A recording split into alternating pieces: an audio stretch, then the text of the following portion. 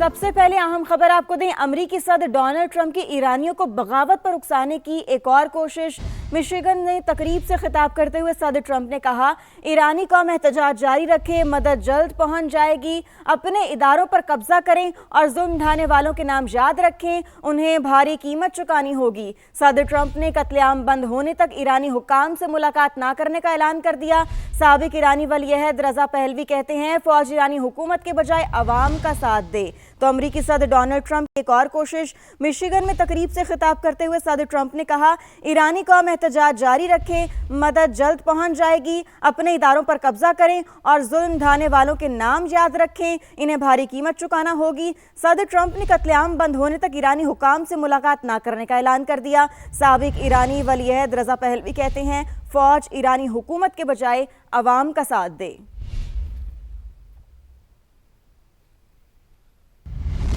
دوسری جانب ایران میں مظاہروں کے دوران ہونے والی ہلاکتوں میں اضافہ۔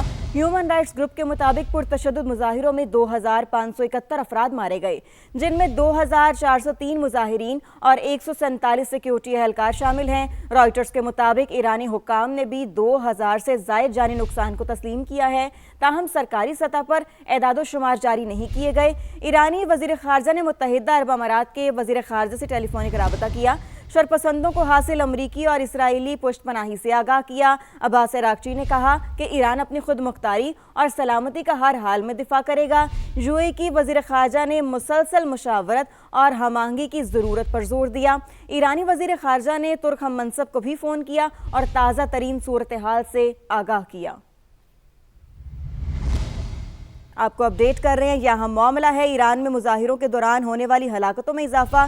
ہیومن رائٹس گروپ کے مطابق پرتشدد مظاہروں میں 2571 افراد مارے گئے، جن میں 2403 مظاہرین اور 147 سیکیورٹی اہلکار شامل ہیں۔ رائٹرز کے مطابق ایرانی حکام نے بھی 2000 سے زائد جانی نقصان کو تسلیم کیا ہے، تاہم سرکاری سطح پر اعداد و شمار جاری نہیں کیے گئے۔ ایرانی وزیر خارجہ نے متحدہ عرب امارات کے وزیر خارجہ سے ٹیلی فونک رابطہ کیا، شرپسندوں کو حاصل امریکی اور اسرائیلی پشت پناہی سے آگاہ کیا۔ عباس عراقچی نے کہا کہ ایران اپنی خود مختاری اور سلامتی کا ہر حال میں دفاع کرے گا۔ ایران پر فوجی حملوں کی دھمکیاں ناقابل قبول ہیں، ایران کے ساتھ تجارت کرنے پر ٹیرف عائد کرنا بلیک میلنگ ہے۔ روسی وزارت خارجہ کی ترجمان کا شدید رد عمل، کہا مصنوعی طریقے سے بھڑکائے گئے مظاہرے اب ماند پڑ رہے ہیں۔ قطری دفتر خارجہ کے ترجمان نے ایران اور امریکہ کے درمیان کشیدگی کم کرنے کی کوششوں کا اعتراف کیا۔ چین نے فریقین کو خطے میں امن و استحکام برقرار رکھنے کے لیے اقدامات کرنے کا مشورہ دیا۔ فرانس اور آسٹریلیا نے اپنے شہریوں کو فوری ایران چھوڑنے کی ہدایت کر دی ہے۔ تو ایران پر فوجی حملوں کی دھمکیاں ناقابل قبول ہیں، ایران کے ساتھ تجارت کرنے پر ٹیرف عائد کرنا بلیک میلنگ ہے۔ روسی وزارت خارجہ کے ترجمان کا شدید رد عمل، کہا کہ مصنوعی طریقے سے بھڑکائے گئے مظاہرے اب ماند پڑ رہے ہیں۔ قطری دفتر خارجہ کے ترجمان نے ایران اور امریکہ کے درمیان کشیدگی کم کرنے کی کوششوں کا اعتراف کیا۔ چین نے فریقین کو خطے میں امن و استحکام برقرار رکھنے کے لیے اقدامات کرنے کا مشورہ دیا۔ فرانس اور آسٹریلیا نے اپنے شہریوں کو فوری ایران چھوڑنے کی ہدایت کر دی ہے۔ یہ اہم خبر ہے، آپ کو اپڈیٹ کریں۔ ایران پر فوجی حملوں کی دھمکیاں ناقابل قبول ہیں، ایران کے ساتھ تجارت کرنے پر ٹیرف عائد کرنا بلیک میلنگ ہے۔ روسی وزارت خارجہ کے ترجمان کی جانب سے شدید رد عمل دیا گیا، جس میں انہوں نے کہا کہ مصنوعی طریقے سے بڑھائے گئے مظاہرے اب ماند پڑ رہے ہیں۔ قطری دفتر خارجہ کے ترجمان نے ایران اور امریکہ کے درمیان کشیدگی کم کرنے کی کوششوں کا اعتراف کیا۔ چین نے فریقین کو خطے میں امن و استحکام برقرار رکھنے کے لیے اقدامات کرنے کا مشورہ دیا ہے۔ اسی پر بات کریں گے، ہمیں جوائن کیا سابق سفارتکار ہیں جمیل احمد صاحب نے۔ جمیل صاحب، بہت شکریہ، آپ نے سما کو اپنا وقت دیا۔ کہیے گا کہ امریکی صدر بار بار ایران کو حملے کی دھمکیاں دے رہے ہیں، آپ کیا سمجھتے ہیں کہ وہ کتنے سنجیدہ ہیں اور امریکہ کی ممکنہ کارروائی کیا ہو سکتی ہے؟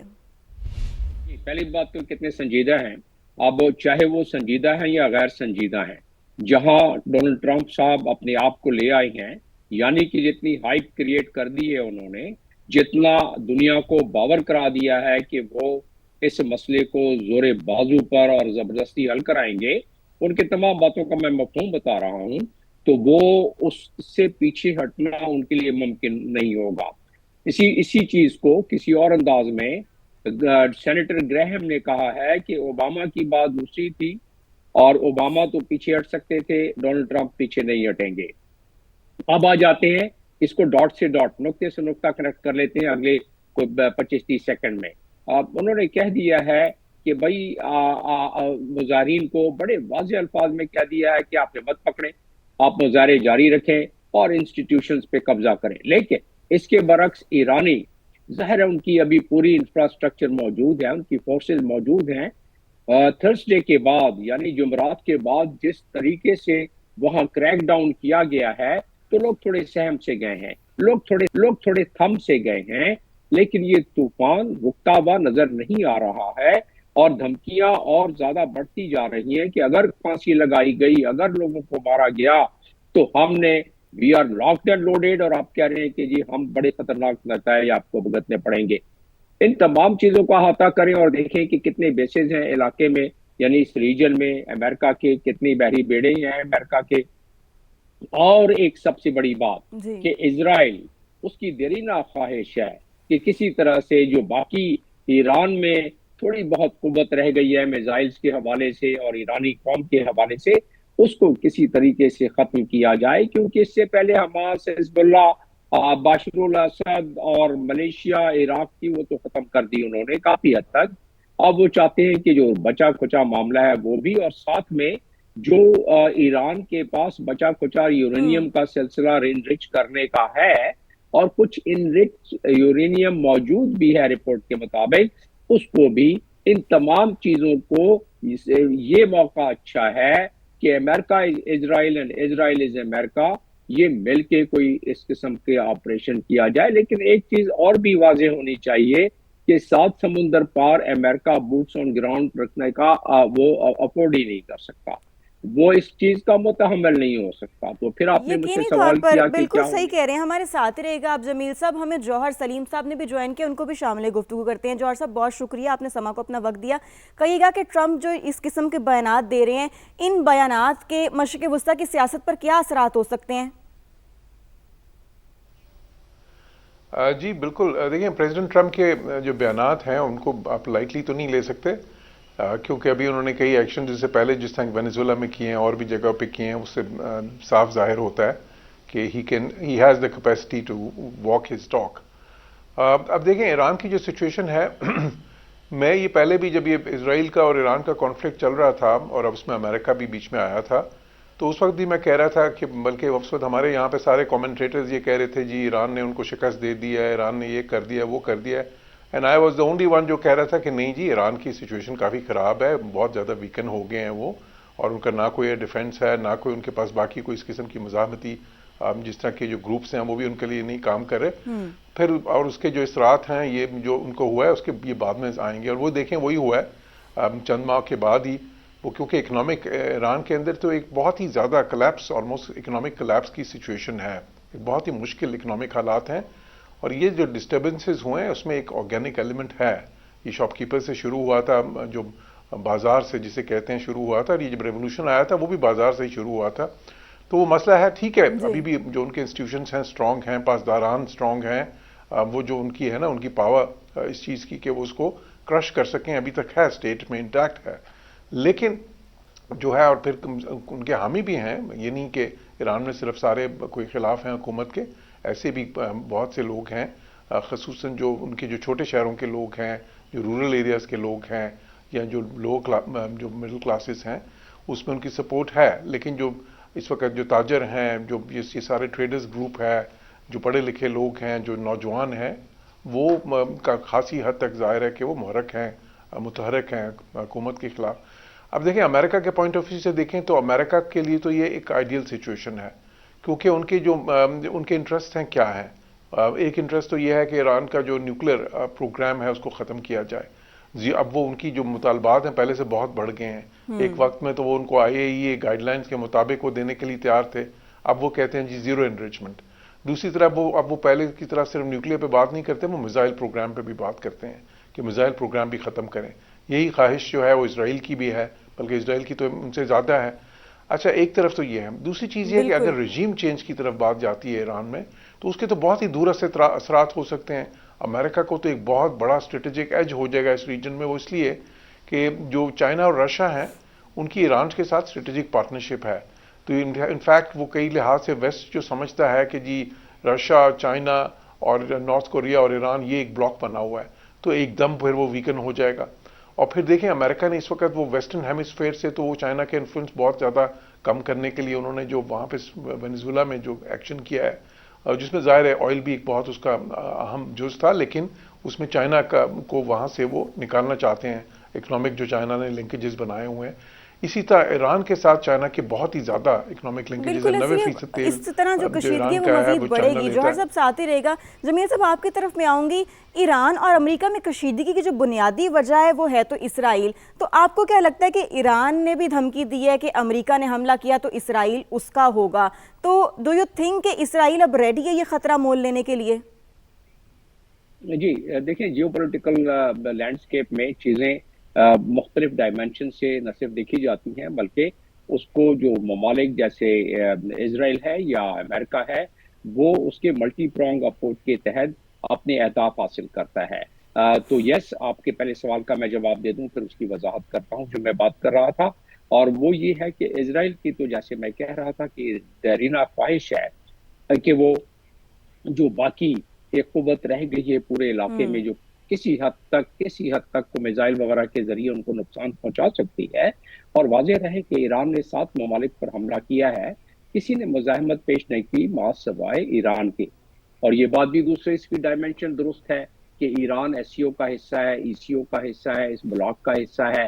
تو امریکہ کا اس میں مفاد ایک تو یہ ہے کہ پہلے یہ جان لینا چاہیے کہ امریکہ از اسرائیل اینڈ اسرائیل از امریکہ. یہ میں نہیں کہہ رہا، یہ ان کے کابرین کہہ چکے ہیں. تو ایک تو یہ ان کا ہے گڑچوڑ، اور اس کے پیچھے ایک بہت بڑی کہانی ہے. جب تھوڑا سا اگر موقع ملا تو میں 15-20 سیکنڈ میں وہ بھی بتا دوں گا کہ 1897 سے زائونزم کی بنیاد کس طرح رکھی گئی، امریکہ میں کس طرح جو ایپیک ہے، اسرائیلی لابی ہے، وہ کس طرح رس بس گئی اور کس طرح فیصلے ہوتے ہیں.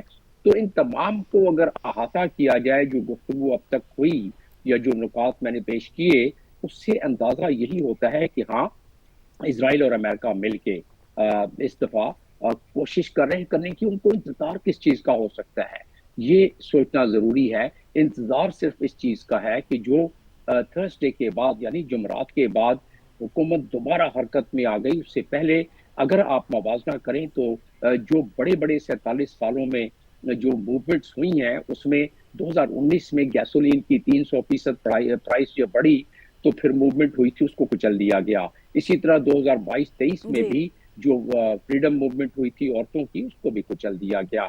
اس میں ذرا فورن ایلیمنٹس جس طرح کے 43,000 کے قریب جو سیٹلائٹ بالکل ٹرمینلز جمیل ہیں، صاحب، پھر اس میں اسٹارلنک ٹرمینلز فیکٹرز ہیں. تو بہت سارے نکلتے ہیں. جوہر صاحب آپ کہیے گا کہ ایرانی حکام کہہ رہے ہیں کہ گزشتہ سال کے مقابلے میں ہماری تیاری بہتر ہے.